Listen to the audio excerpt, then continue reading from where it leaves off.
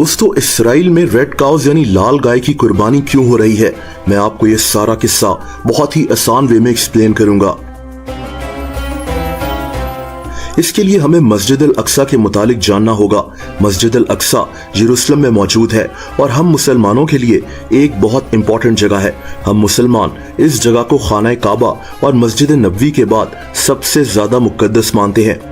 दूसरी तरफ यहूदी कहते हैं कि इस जगह हजारों साल पहले हजरत सुलेमान अलैहिस्सलाम का टेंपल मौजूद होता था, जिसको 2 दफा गिराया गया था, जैसा कि आखिरी दफा इसको रोमन्स ने गिराया था। अब ये तीसरी दफा यहाँ वही टेंपल तामीर करना चाहते हैं। ये लोग ये भी मानते हैं कि इसी जगह से इनका मसीहा नमूदार होगा, जिसका यहूदी इंतजार कर रहे हैं। इसीलिए मस्जिद अल अक्सा की जगह इनके लिए भी मुकद्दस है। लेकिन मस्जिद अल अक्सा सिंपली मुसलमानों की जगह है। आज भी यहाँ सिर्फ मुसलमान एंटर हो सकते हैं।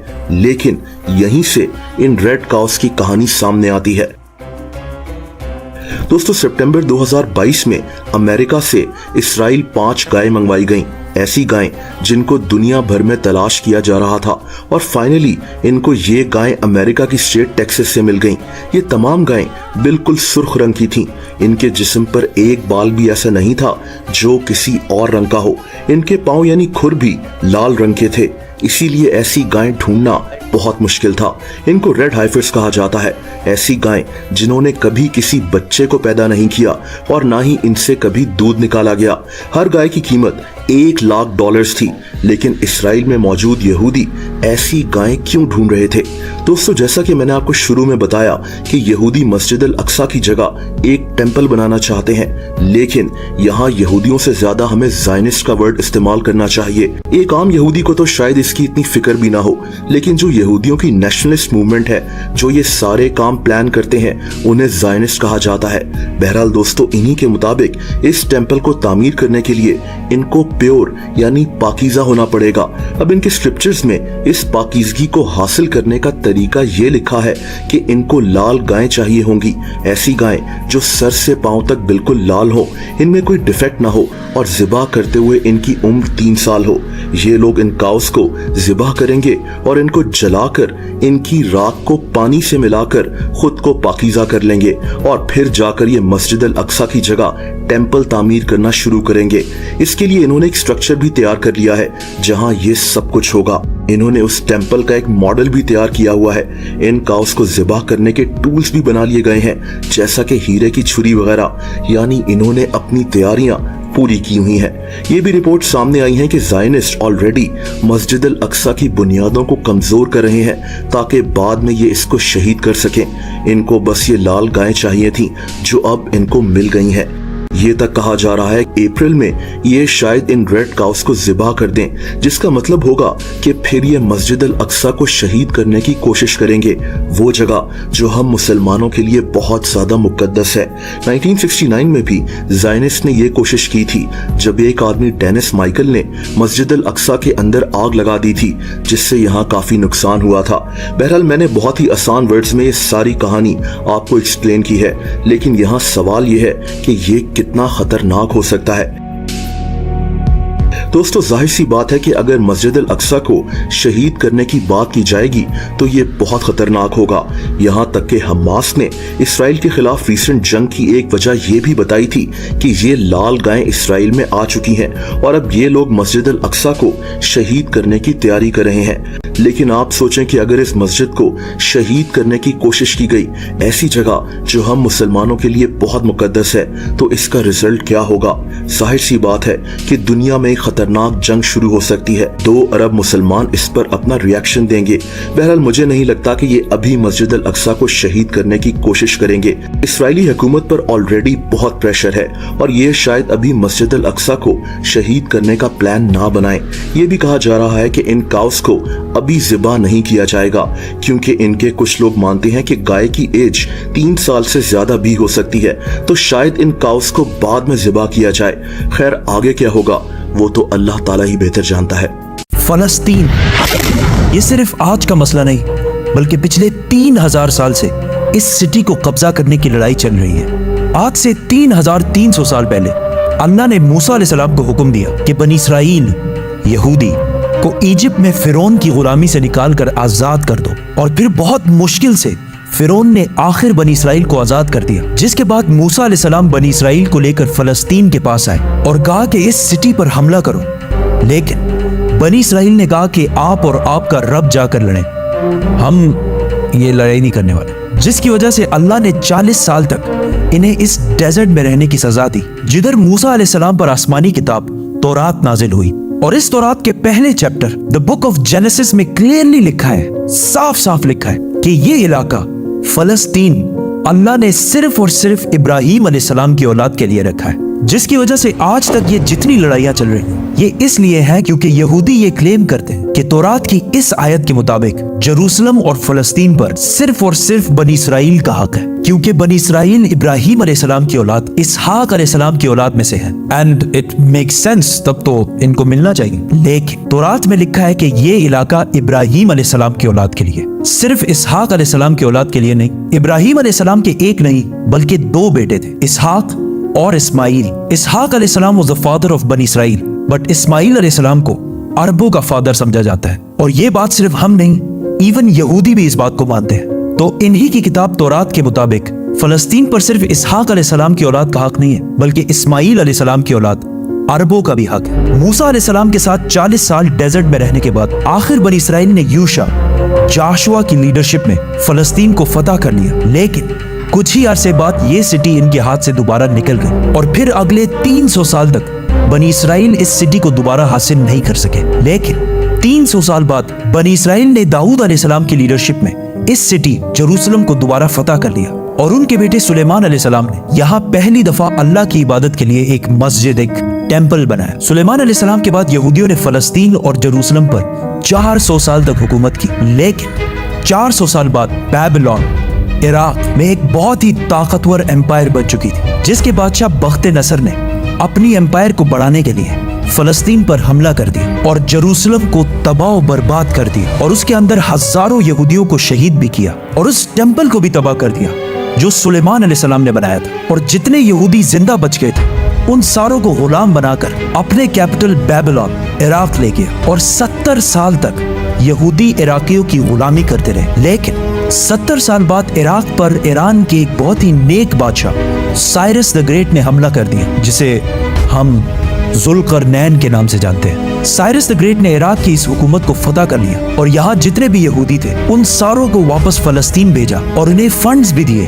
کہ واپس جا کر سلیمان علیہ السلام کے ٹیمپل کو دوبارہ بنا جو اس سے پہلے تباہ کر دیا گیا تھا۔ جس کے بعد یہودیوں نے پھر فلسطین پر 400 سال تک حکومت کی، لیکن پھر ان پر ایک ایسی حکومت نے حملہ کیا جس نے سارے یہودیوں کو یہاں سے 600 سال تک باہر نکال دیا، دی گریٹ رومن ایمپائر، اور بنی اسرائیل پر اتنا ظلم کیا جو اس سے پہلے کسی نے بھی نہیں کیا تھا۔ یہودیوں نے رومن ایمپائر سے لڑنے کی بھی کوشش کی، لیکن رومن ایمپائر نے ہزاروں یہودیوں کو قتل کیا، اور حالات اتنے خراب ہوئے کہ یہودی رومن ایمپائر سے چھپ کر غاروں میں رہنے لگے، اور رومن ایمپائر نے بیت المقدس، جسے پہلے سلیمان علیہ السلام اور پھر ذوالقرنین نے بنایا تھا، دوبارہ تباہ و برباد کر دیا، اور اس کے بعد یہ ٹیمپل آج تک دوبارہ نہیں بن سکا۔ رومن ایمپائر نے فلسطین اور جروسلم پر 600 سال تک حکومت کی، لیکن 600 سال بعد رومن ایمپائر نے ایک ایسی غلطی کی جو اسے کبھی نہیں کرنی چاہیے تھی۔ انہوں نے عرب میں بہت ہی تیزی سے پھیلتے ہوئے نئے ریلیجن اسلام پر حملہ کرنے کی کوشش کی، لیکن اسلامک ریلیجن اور خلافت اتنی تیزی سے پھیلتی گئی کہ کچھ ہی سالوں میں رومن اور پرشین ایمپائر دونوں کو فتح کر لی، جس کے بعد حضرت عمر دنیا کے سب سے طاقتور بادشاہ بن گئے، جن کی حکومت الیگزینڈر دی گریٹ کی ایمپائر سے بھی بہت بڑی تھی۔ آخر مسلمان رومن ایمپائر کو فتح کرتے کرتے جروسلم کے دروازے تک پہنچے۔ رسول اللہ صلی اللہ علیہ وسلم نے پہلے ہی کہہ دیا تھا کہ مسلمان ایک دن جروسلم ضرور فتح کریں گے۔ اب مسلمانوں کے پاس 2 آپشن تھے، یا تو جروسلم کو اسی طرح تباہ کیا جائے جو اس سے پہلے باقی بادشاہوں نے کیا تھا، اور یا اس کا سیج محاصرہ کر لیں۔ آخر 6 مہینے بعد جروسلم کے گورنر سفرونیس نے کہا کہ میں یروشلم صرف ایک ہی شرط میں مسلمانوں کے حوالے کروں گا کہ مسلمانوں کے بادشاہ عمر خود آ کر مجھ سے ملے۔ تو خالد بن ولید رضی اللہ تعالیٰ عنہ نے سوچا کہ اب مسلمانوں کے امیر المومنین کو کیوں ڈسٹرب کیا جائے، تو وہ خود عمر بن کر سفرونیس سے ملنے گئے، کیونکہ خالد بن ولید رضی اللہ تعالیٰ عنہ کی اپیرنس بالکل حضرت عمر سے ملتی جلتی تھی، اور دونوں کی ہائٹ بھی بالکل سیم تھی، آلموسٹ 7 فٹ۔ لیکن वहाँ एक शख्स हजरत उमर से पहले ही मिल चुका था, तो उन्होंने कहा कि ये हजरत उमर नहीं हो सकते। तो मजबूरन खालिद बिन वलीद रज़ी अल्लाह ताला अन्हु को हजरत उमर, उस वक्त दुनिया के सबसे ताकतवर बादशाह, को जेरूसलम बुलाना पड़ा। सफ्रोनियस फुल लग्जरी गोल्ड और सिल्वर पहनकर बिल्कुल तैयार हो गया, क्योंकि इतने बड़े बादशाह उनसे मिलने आ रहे थे। लेकिन सफ्रोनियस और पूरा जेरूसलम ये देखकर हैरान हो गया कि बादशाह का गुलाम ऊंट पर बैठा हुआ है और बादशाह खुद बिल्कुल आम कपड़ों में पैदल चलकर आ रहा है। ये मंजर जेरूसलम वालों के लिए बहुत शॉकिंग था, क्योंकि इससे पहले जब भी किसी बादशाह ने जेरूसलम पर फतह हासिल की है, उसने इस सिटी को तबाह और बर्बाद कर दिया था और यहाँ की गलियों को खून से भर दिया था। लेकिन अब ये एक बादशाह आया है जो उन सारों से ज्यादा ताकतवर है, लेकिन बगैर किसी फौज के और बिल्कुल आम कपड़ों में। ऐसा इससे पहले कभी भी नहीं हुआ था। हजरत उमर ने सारे रिलीजन्स को आजादी दी और बगैर कोई खून बहाए सफ्रोनियस ने जेरूसलम को हजरत उमर के हवाले किया। लेकिन उन्होंने एक शर्त ये भी रखी कि मुसलमान यहूदियों को जेरूसलम आने की इजाजत नहीं देंगे। लेकिन हजरत उमर ने उसकी ये शर्त नहीं मानी और यहूदियों को भी बैतुल मुक़द्दस आने की इजाजत दी। और इस तरह पहली दफा जेरूसलम इब्राहीम अलैहिस्सलाम के बेटे इस्माइल अलैहिस्सलाम के औलाद के पास आया। इसके बाद ऑलमोस्ट 350 साल तक मुसलमान, क्रिश्चियन और यहूदी जेरूसलम में बिल्कुल पीस और अमन के साथ रहने लगे। लेकिन फिर 350 साल बाद क्रिश्चियंस ने पूरे यूरोप से फौज जमा करके जेरूसलम पर दोबारा हमला कर दिया। उस वक्त मुसलमानों के आपस में बहुत लड़ाइयां चल रही थी, जिसका फायदा उठाकर क्रूसेडर्स ने आसानी से जेरूसलम को फतह कर लिया। और जेरूसलम फतह करने के बाद मुसलमानों और यहूदियों पर अनबिलीवेबल जुल्म किया और हजारों मुसलमानों और यहूदियों को शहीद कर दिया और मस्जिदों और सिनेगॉग्स को भी तबाह कर दिया। और हिस्ट्री में लिखा है कि क्रूसेडर्स ने जेरूसलम की गलियों को मुसलमानों के खून से भर दिया था और इवन मस्जिद अक्सा को भी मस्जिद से एक महल, पैलेस में बदल दिया था। यहूदियों के औरतों और बच्चों ने अपनी जान बचाकर अपने आप को सिनेगॉग्स में बंद कर लिया। लेकिन क्रूसेडर्स ने इन सारे बिल्डिंग्स को आग लगा दी और इनके बच्चों और औरतों को जिंदा जला दिया। और ये सब सिर्फ हम नहीं कहते, बल्कि ये ऑथेंटिक हिस्ट्री का हिस्सा है जिसे यूरोपियंस भी मानते हैं। इसके बाद इन क्रूसेडर्स ने जेरूसलम पर ऑलमोस्ट 90 ईयर्स तक हुकूमत की। लेकिन फिर 90 ईयर्स बाद मुसलमानों के एक बहुत बड़े बादशाह सुल्तान सलाहुद्दीन अयूबी ने पूरी मुस्लिम दुनिया से फौज जमा करके जेरूसलम को दोबारा क्रिश्चियन से छीनकर फतह कर लिया। और उस वक्त सारे क्रिश्चियंस का ये ख्याल था कि अब सलाहुद्दीन हमसे उसी तरह बदला लेगा जिस तरह हमने लाखों मुसलमानों को शहीद किया था। लेकिन सलाहुद्दीन अयूबी ने बिल्कुल हजरत उमर की तरह सारे क्रिश्चियंस को माफ कर दिया। इवन क्रिश्चियंस भी इस बात पर हैरान हुए और सलाहुद्दीन से पूछा कि जब हमने फतह किया तो हमने हर मुसलमान को कत्ल किया था। लेकिन सलाहुद्दीन अयूबी ने उन्हें कहा, I am not those men. I am Salahuddin. Salahuddin. Salahuddin Ayubi ने इन सारे रिलीजन्स को दोबारा आजादी दी और मस्जिद अक्सा, जिसे महल बना दिया गया था, उसे दोबारा मस्जिद बनाया और उधर पहली नमाज अदा की। जेरूसलम को जब भी किसी बादशाह ने फतह किया, हमेशा इधर बहुत खून बहाया है, सिवाय मुसलमानों के, जिन्होंने हमेशा बिल्कुल पीस और अमन के साथ इस सिटी को फतह किया। सलाहुद्दीन अयूबी के बाद एक बार फिर सारे इब्राहिमिक रिलीजन्स जेरूसलम में बिल्कुल पीस और अमन के साथ 800 साल तक रहे। 800 साल। लेकिन 800 साल बाद और आज से 100 साल पहले जब जेरूसलम पर ऑटोमन एम्पायर की हुकूमत थी, तो वर्ल्ड वॉर 1 के बाद अरबों ने ब्रिटिश के साथ मिलकर उस्मानिया खिलाफत को हमेशा के लिए खत्म कर दिया कि हम अरबों पर ये टर्किश लोग आके क्यों हुकूमत कर रहे हैं। तो इस नेशनलिज्म की वजह से फलस्तीन भी मुसलमानों के हाथ से निकल गया। लेकिन थोड़े ही अरसे पहले ब्रिटिश और यहूदियों की आपस में डील हो चुकी थी कि अगर ब्रिटिश को ये इलाके मिले तो वो इधर एक यहूदी स्टेट बनाएंगे। और ये मुआहिदा हुआ क्यों था? क्योंकि इससे पहले यहूदी यूरोप के हर field, business, science, medical, banking, हर चीज में बहुत स्ट्रांग हो चुके थे, जिसकी वजह से यहूदी यूरोप के सबसे ताकतवर और रिच कम्युनिटी बन गए। तो इनकी सपोर्ट हासिल करना ब्रिटिश के लिए सबसे जरूरी था। और पिछले 1800 साल से यहूदियों के पास अपना कोई भी मुल्क नहीं था। तो उनमें से कुछ यहूदियों ने ज़ायनिज़्म की सोच शुरू की कि हमारा यहूदियों का भी एक अपना मुल्क होना चाहिए। और इसके लिए उन्होंने इसी फलस्तीन के इलाके को चुना। और ये मुल्क हासिल करने के लिए उन्होंने हर तरफ से कोशिश शुरू की। यहूदियों ने इवन उस्मानी खलीफा सुल्तान अब्दुल हमीद से भी डील करने की कोशिश की, لیکن انہوں نے صاف انکار کر دیا، جس کی وجہ سے یہودیوں کو سمجھ آ گئی کہ اگر اپنا ملک بنانا ہے تو عثمانیہ سلطنت کو ختم کرنا ضروری ہے۔ اور جیسے ہی ورلڈ وار 1 کے بعد آٹومن امپائر ختم ہوئی اور فلسطین آٹومن امپائر سے برٹش کی طرف چلا گیا، تو یہودی پوری دنیا سے اسی سیکرٹ پلان کے تحت فلسطین شفٹ ہونا شروع ہوئے اور فلسطین کے مسلمانوں سے زمینیں ڈبل ٹرپل پرائس پہ خریدنے لگے، کیونکہ پیسہ تو ان کے پاس بہت تھا۔ برٹش امپائر نے بھی بیلفور ڈیکلیریشن میں یہودیوں کے ایک الگ سٹیٹ ہونے کو سپورٹ کیا تاکہ ورلڈ وارز میں یہودیوں کا سپورٹ اور پیسے دونوں حاصل کر سکیں۔ اور اسپیشلی ورلڈ وار 2 کے بعد یورپ میں ہٹلر کے یہودیوں پر ظلم کے بعد یہودی اور بھی زیادہ پوری دنیا سے فلسطین میں جمع ہونے لگے اور فلسطین میں آہستہ آہستہ لڑائیاں بڑھنے لگی، جس کی وجہ سے UN نے ایک فیصلہ سنایا کہ فلسطین کو 3 حصوں میں ڈیوائیڈ کیا جائے گا، ایک حصہ فلسطین، دوسرا اسرائیل اور تیسرا جیروسلم، جو ان دونوں میں سے کسی کا بھی نہیں ہوگا، بلکہ یہاں UN کی حکومت ہوگی اور اس میں سب ریلیجنز کو آزادی ہوگی، جس پر عرب ممالک نے اس فیصلے کی سخت مخالفت کی اور اسرائیل کے آزاد ہونے کے صرف 1 دن بعد اسرائیل پر ہر طرف سے حملہ کر دیا۔ ایجپٹ، جارڈن، سیریا، تینوں کی فوجیں ایک ساتھ اسرائیل میں داخل ہوئی، لیکن بہت ہی بے شرمی سے عرب ممالک یہ جنگ ہار گئے اور ایک ایسے ملک سے ہارے جو ان سے سائز میں بہت چھوٹا اور جو اس جنگ سے صرف 1 دن پہلے آزاد ہوا تھا۔ اس ہار کی وجہ سے جو پلان UN نے اس جنگ سے پہلے بتایا تھا، اس کا صرف 40% علاقہ فلسطینیوں کو ملا اور 60% علاقہ اسرائیل نے فتح کر لیا، اور ایون جیروسلم کی آدھی سٹی کو بھی فتح کر لیا۔ اسرائیل اکیلے یہ جنگ نہیں لڑ رہا تھا، بلکہ اس کے ساتھ پوری دنیا کا سپورٹ بھی تھا۔ ایون رشیا اور US دونوں کا سپورٹ اسرائیل کے ساتھ تھا۔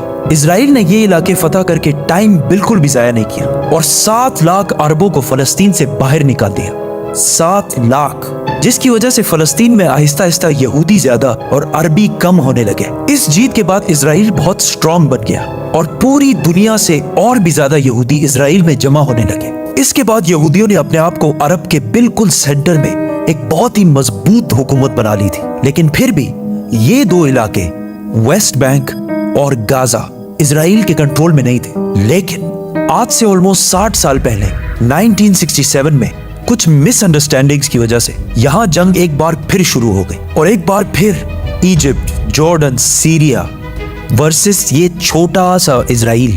لیکن صرف 6 دنوں میں اسرائیل نے ان تینوں ملکوں کو ہرا دیا اور صرف 6 دنوں میں اسرائیل نے اپنا سائز 3 گنا بڑھا لیا۔ عرب ممالک دوبارہ اپنے سے ایک بہت ہی چھوٹے ملک سے بہت ہی بری طرح ہار گئے۔ یہ ایسا ہے کہ آج خبیب حزب اللہ سے ہار جائے، اور وہ بھی 2 مرتبہ۔ عرب ممالک کے 2 دفعہ اسرائیل سے ہارنے کے بعد ان کی عوام اپنے نیشنلسٹ حکمرانوں کے خلاف ہو گئے اور نیشنلزم، قومیت کو چھوڑ کر ایک نئی سوچ کی طرف بڑھنے لگی۔ دا مسلم بردرہڈ، اخوان المسلمون، جو مصر کے ایک سکول ٹیچر حسن البنا نے بنائی تھی اور جو ایک پاکستانی اسکالر مولانا مودودی کے خیالات سے انسپائرڈ ہے۔ اس سے پہلے اخوان المسلمون کا عرب میں صرف مذاق اڑتا تھا، لیکن اس ہار کے بعد اخوان المسلمون نے عرب عوام سے کہا کہ یہ جنگیں عرب کے مسلمان نہیں بلکہ یہ نیشنلسٹ ہارے ہیں جو صرف نام کے مسلمان ہیں اور ان کا کوئی، جس کے بعد عرب کی عوام اس نئے سوچ مسلم بردرہڈ کی طرف آنے لگی۔ حماس بھی اسی اخوان المسلمون سے انسپائرڈ ایک گروپ ہے، لیکن اخوان المسلمون وائلنس کے خلاف۔ اس جیت کے بعد اسرائیل نے ویسٹ بینک، غازہ اور جیروسلم سب پر قبضہ کر لیا اور آج تک یہ سارے علاقے اسرائیل سے دوبارہ کوئی بھی نہیں چھین سکا۔ فلسطین کی پچھلی 150 سالہ تاریخ تنازعات، جنگوں، سازشوں، غداریوں اور ظلم و ستم کی داستانوں سے بھری پڑی ہے۔ 19ویں صدی کے آخر تک فلسطین کا علاقہ سلطنت عثمانیہ کا ایک حصہ تھا۔ 3 مذاہب کے پیروکاروں یعنی مسلمانوں، یہودیوں اور عیسائیوں کے لیے یہ سرزمین نہایت مقدس مقام رکھتی تھی، کیونکہ یہ سرزمین فلسطین اپنے دامن میں ان مذاہب کی تاریخ، ثقافت اور قدیم مذہبی مقامات سمیٹے ہوئے ہے۔ 1878 میں سلطنت عثمانیہ کے دور میں کی گئی مردم شماری کے مطابق فلسطین پر اس وقت تقریباً 87% مسلمان، 9% عیسائی اور 4% یہودی آباد تھے۔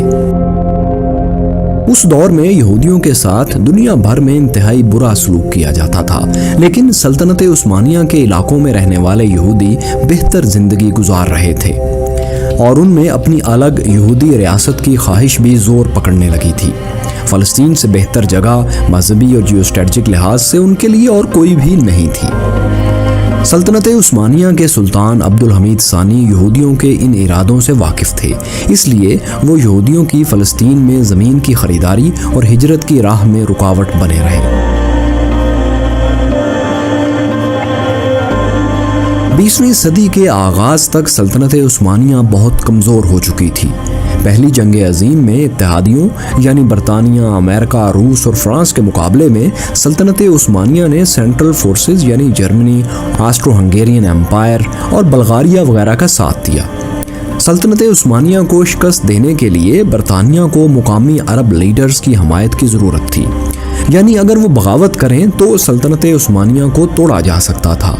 اسی مقصد کے لیے مصر میں برطانوی high commissioner sir Henry make مہن نے شریف مکہ حسین بن علی الہاشمی کے ساتھ جولائی 1915 سے مارچ 1916 تک 10 خطوط کا تبادلہ بھی کیا۔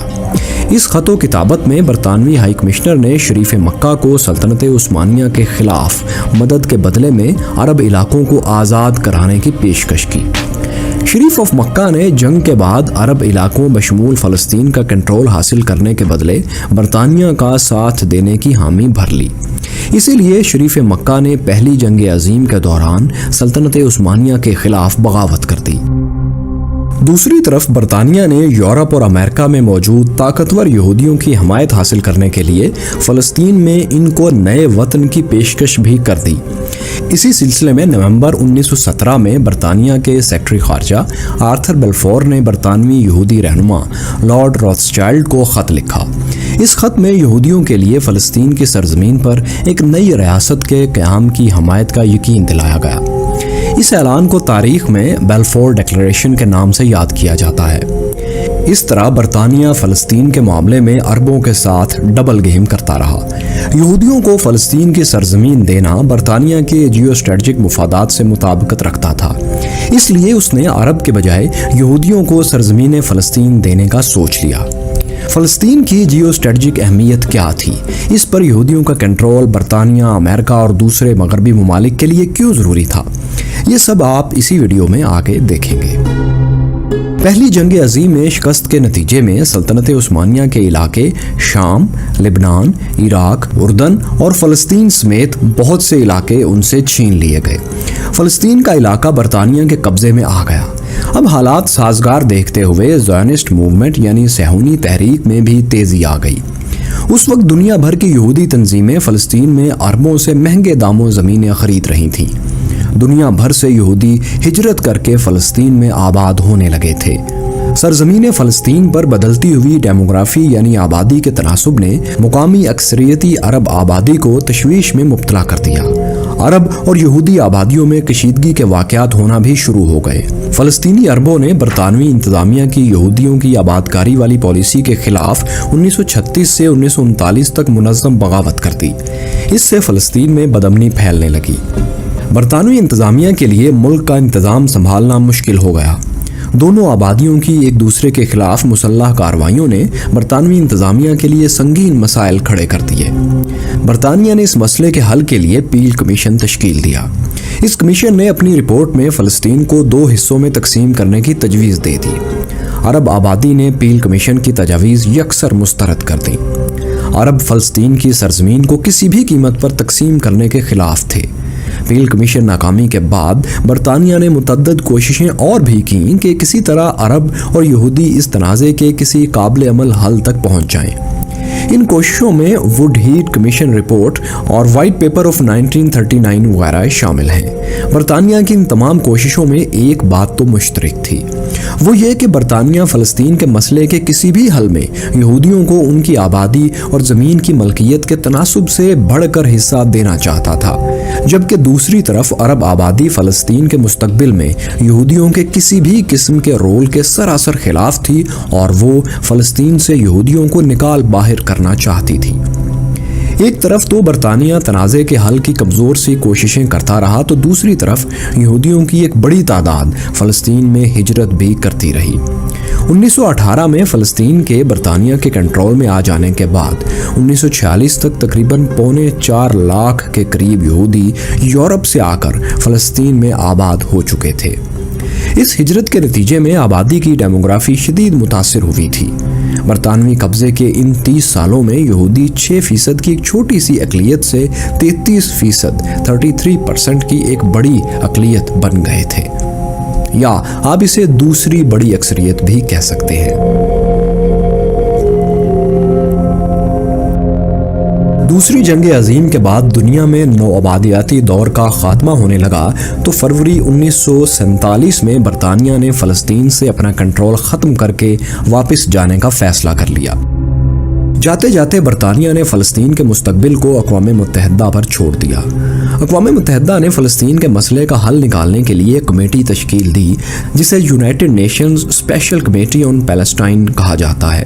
اس 11 ممالک پر مشتمل کمیٹی کے ذمے فلسطین کے مستقبل کو متعین کرنے کا ٹاسک تھا۔ عرب لیڈرز نے اقوام متحدہ کی کمیٹی کو غیر قانونی قرار دے کر یکسر مسترد کر دیا۔ عرب لیڈرشپ نے اپنی عوام کو بھی کمیٹی سے کسی قسم کے تعاون سے منع کر دیا، جبکہ دوسری طرف یہودیوں کی بین الاقوامی تنظیم جوئش ایجنسی اور جوئش نیشنل کونسل کو عرب لیڈرز کے بائیکاٹ کی وجہ سے کھلا میدان مل گیا۔ یہودیوں کی تنظیموں نے پوری قوت اور وسائل کے ساتھ یونائٹڈ نیشنز کی کمیٹی کے سامنے لابنگ شروع کر دی۔ کمیٹی نے فلسطین کے مختلف علاقوں کا دورہ کرنے اور لوگوں سے ملنے کے بعد مسئلے کے حل پر غور شروع کر دیا۔ اقوام متحدہ کی کمیٹی فلسطین کے حل کے معاملے میں اختلافات کا شکار ہو گئی۔ کمیٹی کے 7 ممالک نے فلسطین کو 2 حصوں میں تقسیم کرنے کی تجویز دی۔ ان 7 ممالک میں بیشتر مغربی ممالک تھے، جبکہ کمیٹی کے 3 ممالک نے فلسطین کو تقسیم نہ کرنے کی تجویز دی، مگر کمیٹی نے اکثریتی رائے کی بنیاد پر اپنی رپورٹ میں فلسطین کو تقسیم کرنے والی تجویز کو مان لیا۔ اسی کمیٹی نے فلسطین کی تقسیم کا مکمل پلان بھی پیش کیا کہ فلسطین کا کون سا حصہ یہودیوں کو دیا جائے گا اور کون سا عربوں کے پاس رہے گا۔ ہم آپ کو فلسطین کے جغرافیے کی اہمیت اور اس کے اہم جغرافیائی خد و خال کے بارے میں دکھاتے ہیں۔ اگر آپ نقشے میں غور سے دیکھیں تو فلسطین مشرق وسطیٰ میں واقع ہے۔ یہاں ہم فلسطین سے مراد وہ تمام خطہ لے رہے ہیں جو آج اسرائیل کے پاس بھی ہے۔ فلسطین کے شمال اور مشرق میں ایشیا کے دوسرے عرب ممالک جیسے اردن، عراق، شام، لبنان اور سعودی عرب واقع ہیں، جبکہ اس کے مغرب میں افریقہ کا عرب ملک مصر واقع ہے۔ یہ سارا خطہ تیل کی دولت سے مالا مال ہے۔ فلسطین کے شمال مغرب میں بحیرہ روم ہے، جس کے دوسری طرف قبرص، ترکی، یونان اور یورپ کے دوسرے ممالک واقع ہیں۔ اس طرح فلسطین 3 براعظموں یعنی ایشیا، یورپ اور افریقہ کے عین وسط میں واقع ہے۔ اگر یورپ یا ایشیا سے زمینی راستے سے افریقہ جانا ہو تو فلسطین کے علاوہ کسی دوسرے زمینی راستے سے جانا ممکن ہی نہیں۔ اسی طرح فلسطین ایشیا اور افریقہ میں پل کا کام کرتا ہے۔ اسی لوکیشن کی وجہ سے فلسطین دنیا کا سب سے پرائم ریل اسٹیٹ ہے، مگر یہاں فلسطین کی لوکیشن کے فوائد ختم نہیں ہوتے۔ ابھی آپ اور سنیے۔ جنوب میں اس کی چھوٹی سی دم خلیج عقبہ کو لگتی ہے۔ خلیج عقبہ کے مشرق میں سعودی عرب، جبکہ مغرب میں مصر کا بہت بڑا صحرا صحرائے سینا لگتا ہے جو سویز کینال تک پھیلا ہوا ہے۔ خلیج عقبہ کے دوسری طرف آگے جا کر بحیرہ احمر یا ریڈ سی ہے۔ اسی طرح فلسطین اور مصر ہی 2 ایسے ممالک ہیں جن کو بحیرہ روم اور بحیرہ احمر دونوں لگتے ہیں۔ ایشیا اور یورپ کے درمیان ہونے والی تمام سمندری تجارت پہلے بحیرہ احمر آتی ہے، پھر سویز کینال کراس کر کے یہ بحیرہ روم میں چلی جاتی ہے۔ دنیا کی بحری تجارت کی ریڑھ کی ہڈی یعنی نہر سویز کینال فلسطین سے تقریباً 200 کلومیٹر دور ہے۔ اس طرح اگر نہر سویز سے گزرنے والی تمام ٹریفک پر نظر رکھنا ہو، اسے کنٹرول کرنا ہو یا پھر اسے بند کرنا ہو تو بحری بیڑوں کی فلسطین کے پانیوں میں موجودگی سے بہتر کوئی دوسری جگہ نہیں۔ اس کے علاوہ اگر سویز کینال کی طرز کی کوئی اور کینال نہر بنانی ہو جو بحیرہ احمر اور بحیرہ روم کو جوڑے یعنی سویز کینال کو بائی پاس کرے تو فلسطین ہی وہ واحد ملک ہے جس میں یہ نہر بنائی جا سکتی ہے، کیونکہ جیسا کہ ہم آپ کو دکھا چکے ہیں فلسطین ہی مصر کے علاوہ وہ ملک ہے جسے بحیرہ احمر اور بحیرہ روم لگتا ہے یا ان کے قریب پڑتا ہے۔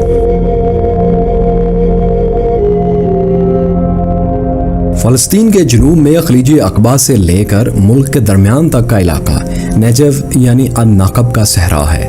ملک کے تقریباً آدھے رقبے پر پھیلے اس بڑے صحرا میں انسانی آبادی بہت کم ہے۔ فلسطین کے درمیان یہ ویسٹ بینک یعنی مغربی کنارے کا علاقہ ہے۔ اسے ویسٹ بینک اس لیے کہتے ہیں کیونکہ یہ دریائے اردن کے مغربی کنارے پر واقع ہے۔ ویسٹ بینک کا تمام علاقہ جوڈینین ماؤنٹینز کی اونچی نیچی پہاڑیوں پر مشتمل ہے۔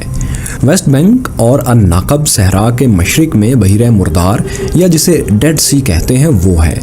فلسطین کے مشرق میں دریائے اردن واقع ہے جو فلسطین کی اردن کے ساتھ مشرقی سرحد بھی ہے۔ دریائے اردن شمال میں گولان کی پہاڑیوں سے شروع ہو کر پہلے سی آف گلیلی تک جاتا ہے، پھر وہاں سے ہوتا ہوا ڈیڈ سی میں گر جاتا ہے۔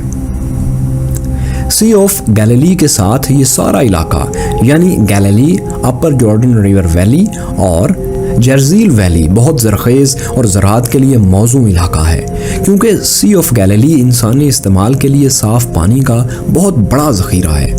ویسٹ بینک کے ساتھ یہ ساحلی میدانی علاقہ شیرون پلین ہے۔ یہ علاقہ بھی بہت زرخیز اور زراعت کے لیے بہت موزوں ہے۔ ویسٹ بینک کے اندر فلسطین کا سب سے بڑا اور تینوں مذاہب یعنی اسلام، عیسائیت اور یہودیت کے لیے سب سے مقدس مقام یروشلم واقع ہے۔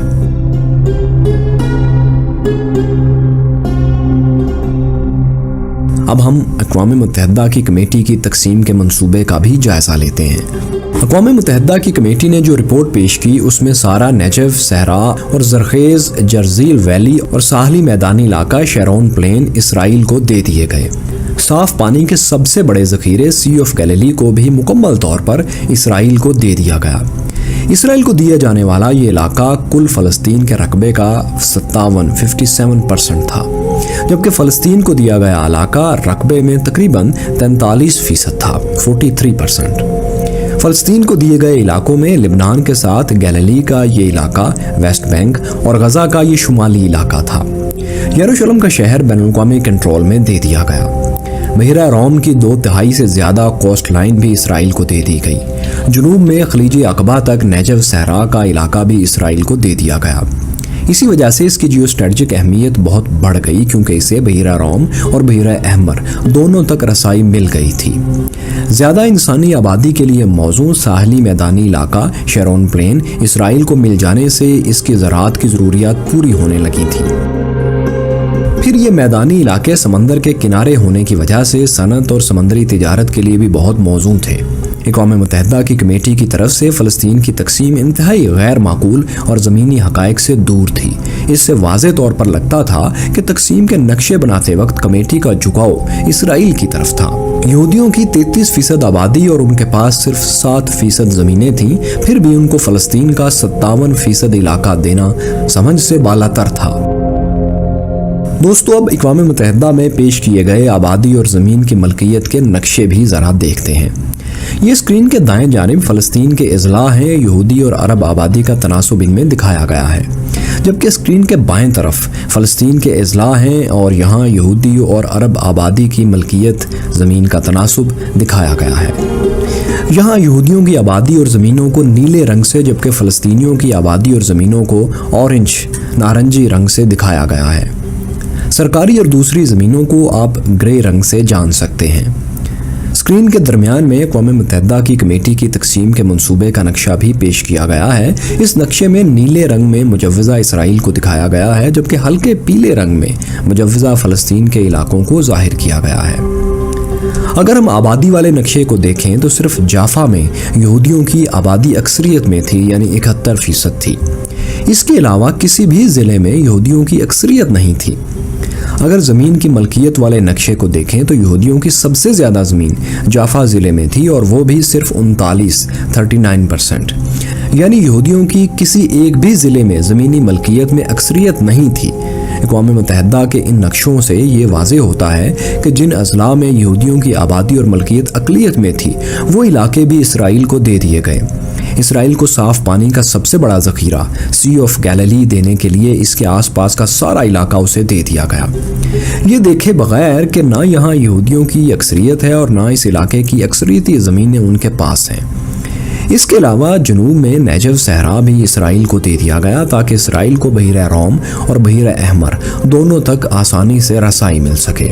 حالانکہ نیجو صحرا میں یہودیوں کی آبادی 1% سے بھی کم تھی اور اس صحرا میں 99% فلسطینی عرب آباد تھے۔